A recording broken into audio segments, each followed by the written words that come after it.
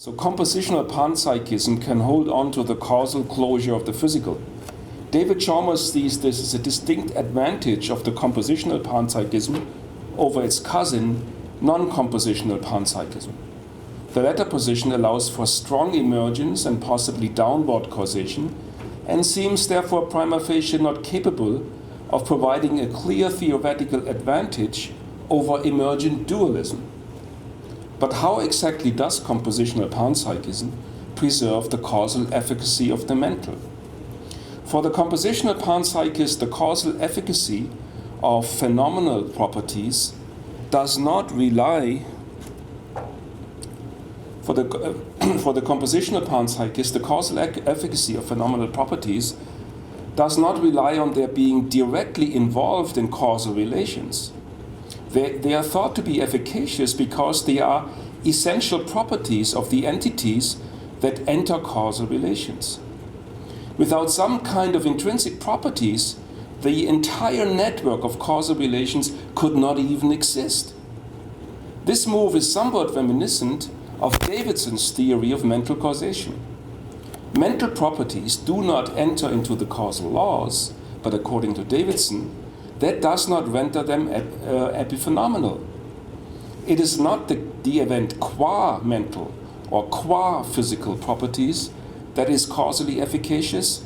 It is the entire event, the event as such, which is causally efficacious. If one changes the mental properties, it will be a different event, and thus a different causal story. But doesn't that leave the phenomenal properties epiphenomenal? The entire relational network seems to be unaffected by the intrinsic properties. If one took away the intrinsic phenomenal properties and replaced them by some other intrinsic property, how would that even change the physical causal network? The Davidsonian move might suggest something like this. The causal relation holds between individual events and not types of events. All properties of the event make up its individual essence. Then causal relations could be affected by changing even seemingly irrelevant properties of a causing event. In the case of panpsychism, if the cause had different intrinsic properties, then the effect would be different. Thus, the intrinsic properties are causally efficacious after all. Sosa criticized this move by a now well-known example. A loud shot kills someone. The loudness is epiphenomenal with regard to the killing. Had the gun been equipped with a silencer, the shot would have been equally fatal. In the same sense are the mental properties causally irrelevant within the Davidsonian framework. Davidson replied to this claim, I quote, "Had the gun been equipped with a silencer, a quiet shot, if aimed as the fatal shot was, and otherwise relevantly similar, would no doubt have resulted in a death, but it would not have been the same shot as the fatal shot, nor could the death it caused could have been the same death." End of quote. A compositional panpsychist might indeed claim that in a world with phenomenal or proto-phenomenal intrinsic natures, the relata of the causal relations are different from those in a world without such intrinsic natures. Something else is doing the causing, and the effect is a different one. Therefore, the intrinsic properties are causally efficacious after all. But one might worry, are the causal relations and the causal laws affected by this? And similar as in the Davidson case, it seems not. In an alternative zombie world, in which no experiential intrinsic properties carry the network of causal relations, this network is, by assumption of the thought experiment, an isomorphic and indistinguishable copy of the causal network of our world. It's a zombie world after all. So how are the assumed intrinsic properties of our world causally efficacious? They play a metaphysical role in carrying the causal relations. but they do not really determine these causal relations. Unless the causal relations themselves are determined by the metaphysical nature of the relata, the causal efficacy of the intrinsic natures is in doubt for the compositional panpsychist. Maybe it's the strong supervenience relation. Maybe that's doing the trick. The strong supervenience relation posited by the compositional panpsychist could do some work to secure the causal relevance of the mental. In the metaphysical framework of the compositional panpsychist, all causal relations at the macro level supervene logically on the physical relations at the micro level. Physical causation relates physical entities. If they are intrinsic properties of the physical, then it's, so argued by David Shormatz, it's instantiations of these properties that are related by physical causation.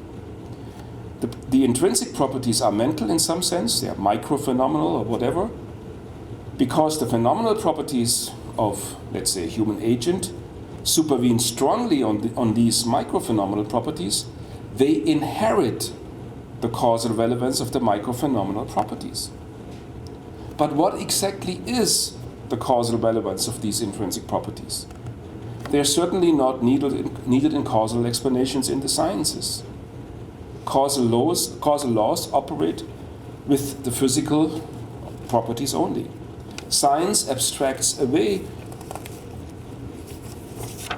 from the quiddities. Non-reductive physicalism is sometimes seen as arguing for dualism with regard to a duality of useful conceptual frameworks and monism in metaphysics. Even though reality ultimately consists of physical entities only, dualistic talk about the causal role of propositional attitudes and phenomenal properties is pragmatically indispensable. Compositional panpsychism argues in a parallel way. Even though reality has ultimately an intrinsic, extrinsic, and thus mental physical duality, it is pragmatically indispensable for science to limit itself to a monism in the sense that it focuses on the relational physical structure only. So it's the picture upside down, so to speak. But then there is no causal relevance for those intrinsic properties in our practice of scientific explanation. If we abstract away from the intrinsic properties, we have a net of causal relations at the basic level, which are all physical in the narrow sense. The quiddities are only metaphysically relevant. There are other metaphysical worries. Does the concept of supervenient causation make sense metaphysically? All higher level causal relations in the world supervene logically on the basic physical relations. What could it mean that by supervenience causal relevance is inherited? The upper level causal properties are completely micro-determined. All the causal work is going on at the base level. The higher level does go along enjoying a metaphysical free lunch. There is no causal efficacy of the higher levels qua higher levels. The concept of supervenient causation is thus misleading, since the supervenient level is asymmetrically dependent on the subvenient base. The causal work is completed at the subvenient level. So inheritance really is a misleading concept here. The supervenient level does nothing at all. The case of logical supervenience, which is the case we're looking here at, compositional panpsychism, might be a special one though. Logical supervenience across all possible worlds is almost as strong as identity. A type identity between higher level causal structures and the basic physical causal relations would suffice to carry the causal power all the way up, because two things that are identical cannot compete for causal efficacy. But even if we granted this, and that's not the typical picture from the panpsychist, the problem for the compositional panpsychist does not disappear. She has to explain the causal role of the mental properties in this picture.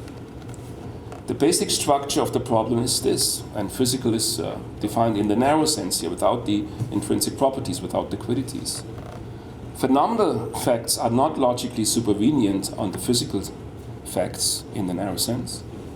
Facts about causal relations are logically supervenient on the physical facts in the narrow sense. Thus, phenomenal facts cannot be constitutive for causal relations. So, the contention that the compositional panpsychist escapes the problem of mental causation, whereas the non-compositional panpsychist runs into it in a dualist fashion, is dubious. They probably run both into a problem of mental causation, and maybe the compositional panpsychist, the non-compositional panpsychist, has even better means at her disposal to deal with it. So now about non-compositional or emergent panpsychism. The non-compositional panpsychist is assuming the strong emergence of higher level mental unities if the structural conditions at the lower levels are met. This seems to take the theoretical elegance and beauty out of panpsychism. If something like the human mind does not logically supervene on the microphenomenal properties, then one might as well be an emergent dualist. Emergent dualism requires strong emergence of the phenomenal from the non-phenomenal. Non-compositional panpsychism requires strong emergence from the microphenomenal subjects of experience to macrophenomenal subjects of experience. Wasn't the very motive of panpsychism to avoid strong emergence at any cost? Compositional panpsychism requires only weak emergence. The key question is, of course, which notion of strong emergence the non-compositional panpsychist will employ, because even strong emergence comes in different flavors. And now I will take the strongest one to make my point.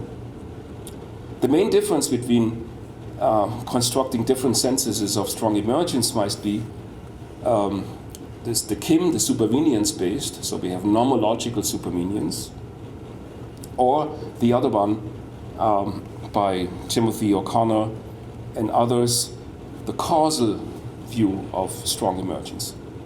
The second one, O'Connor and Wong, the second one is usually seen as providing more solid ground for higher level individuals with novel causal powers and allowing for downward causation without running into Kimian exclusion problems.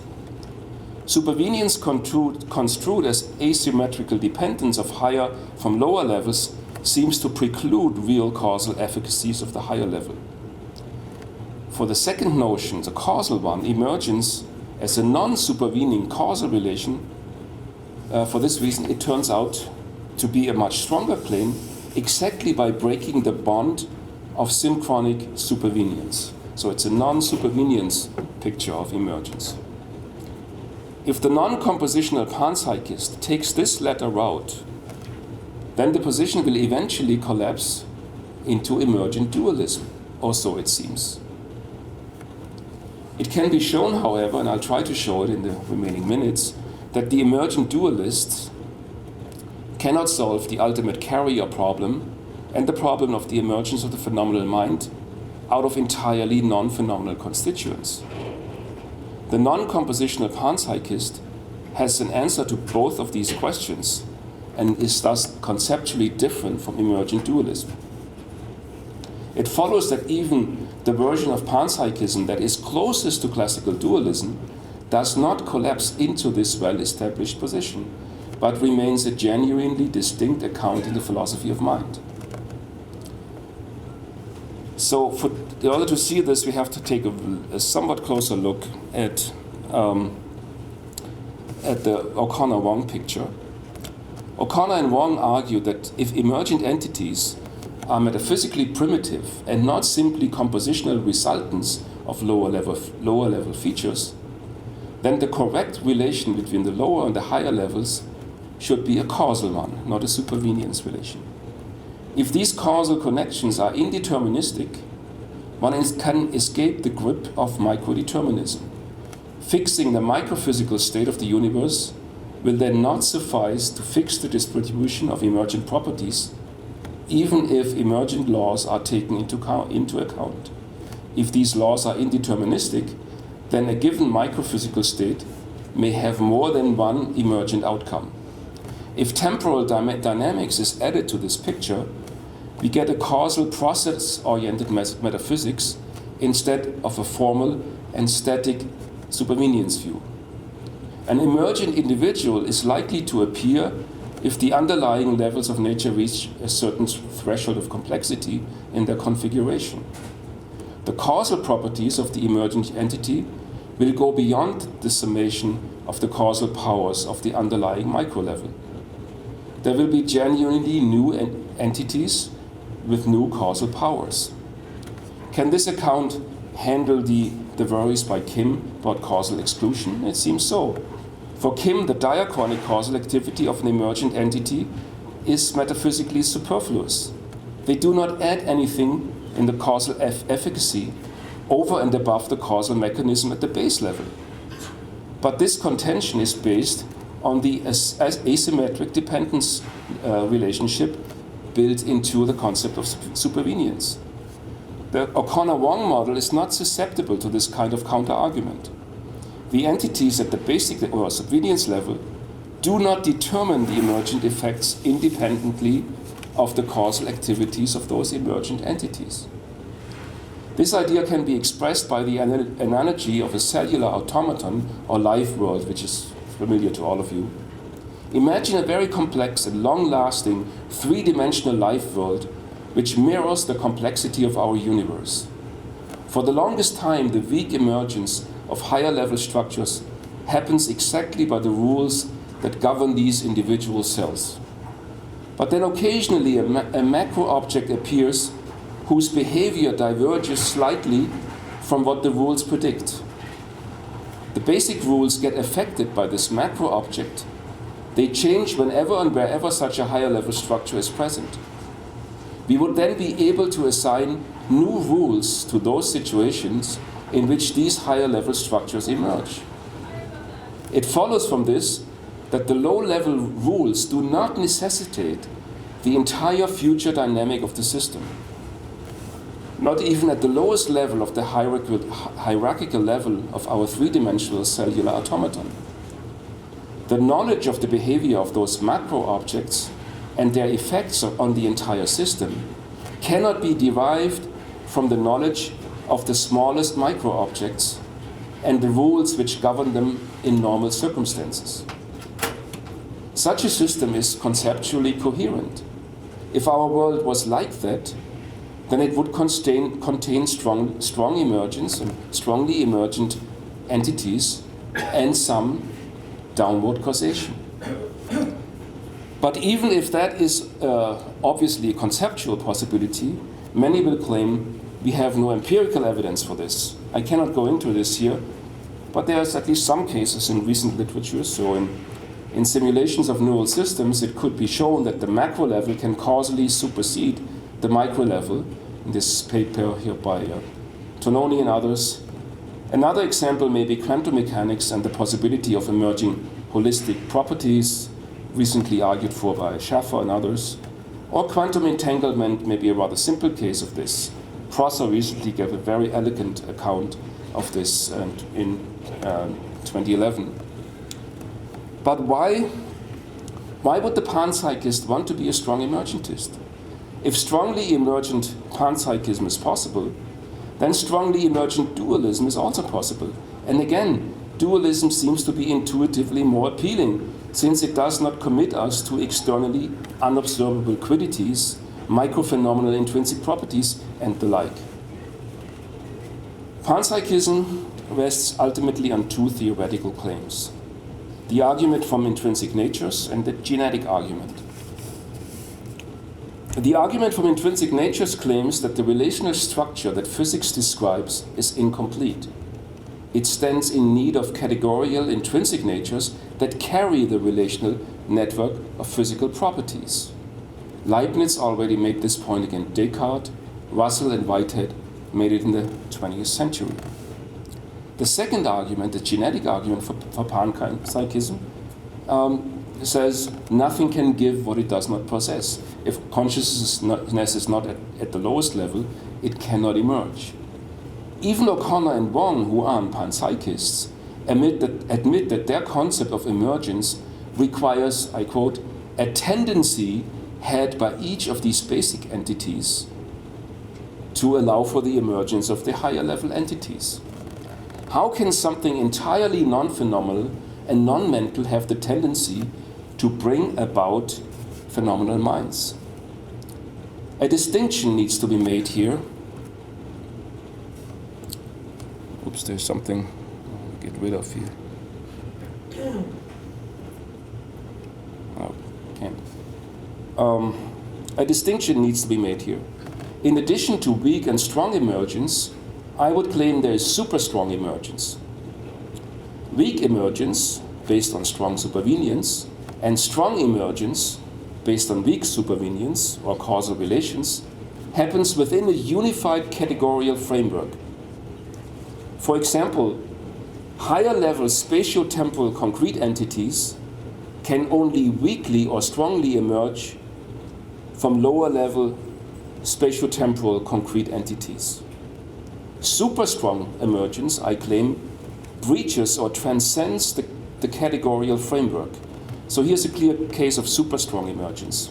So super strong emergence breaches or transcends the categorical framework. A clear case of super strong emergence would be if something emerged from absolutely nothing. Another clear case of super strong emergence would be if a concrete spatio-temporal entity would emerge in a world in which only abstract entities exist.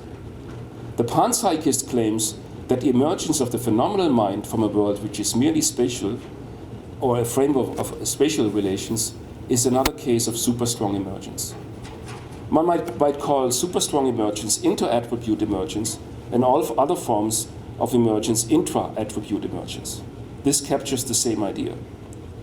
So the compositional panpsychist needs strong emergence but not super strong emergence. There are new unified entities endowed with phenomenal minds that are more than just a compositional summation of smaller such entities.